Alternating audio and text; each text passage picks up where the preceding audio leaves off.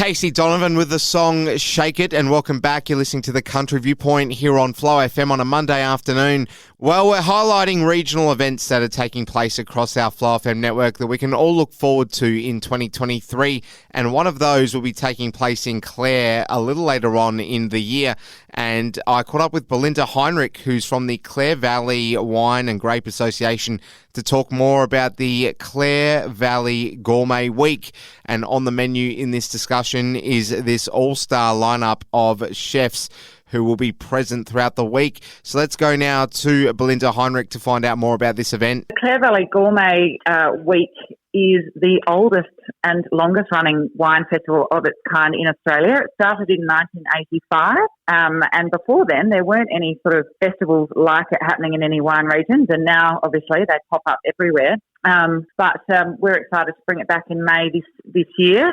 And we have a huge lineup of events, and the format has changed slightly in the last few years, and we now run the festival for a full 10 days. There we have it. Well, I'm particularly keen to learn more about this, Belinda, and I'm by no means no foodie whatsoever. So tell me, there's fine dining and then there's bespoke food theatre experiences, and we've got the likes of Callum Hahn and Jake Kelly as the headline names who'll be behind this. So just tell us exactly what is meant by that. Look, we've got Callum Hahn, as you mentioned, and Jake Kelly, who's from Burnt Ends in Singapore fame, and now his beautiful restaurant Archie on Norwood Parade.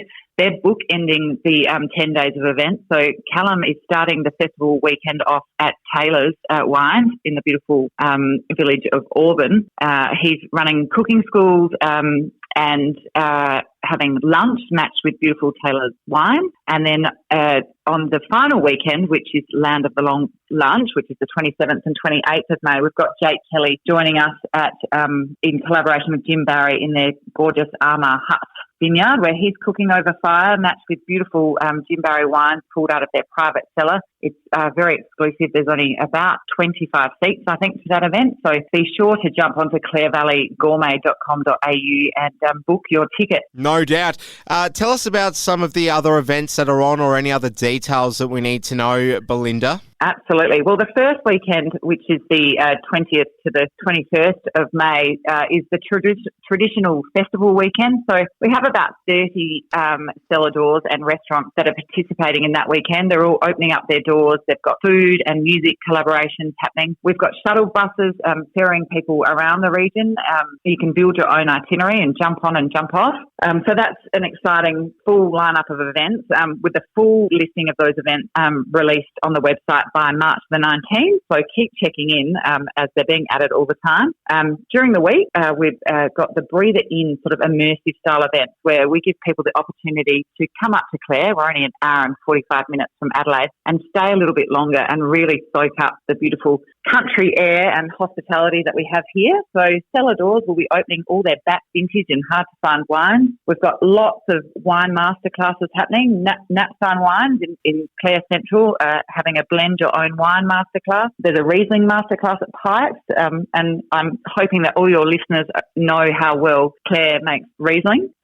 What else have we got? Art classes on the lawns at the historic Seven Hill Cellars, yoga and wine, an evening of wine under the stars at Eldridge Vineyard. And then that final weekend, the 27th and 28th of May, is Land of the Long Lunch, where there's just so many beautiful restaurants opening up and holding incredibly interesting and immersive long lunch events.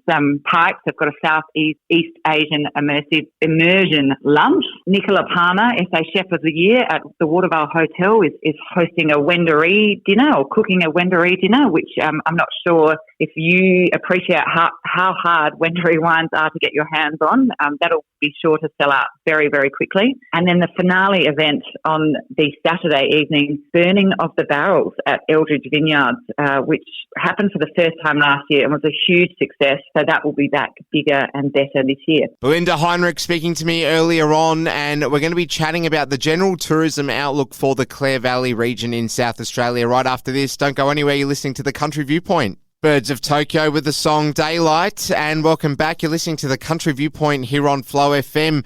I caught up earlier with Belinda Heinrich from the Clare Valley Wine and Grape Association. We're talking about the very exciting upcoming event in that area, the Clare Valley Gourmet Week, and there's plenty to look forward to.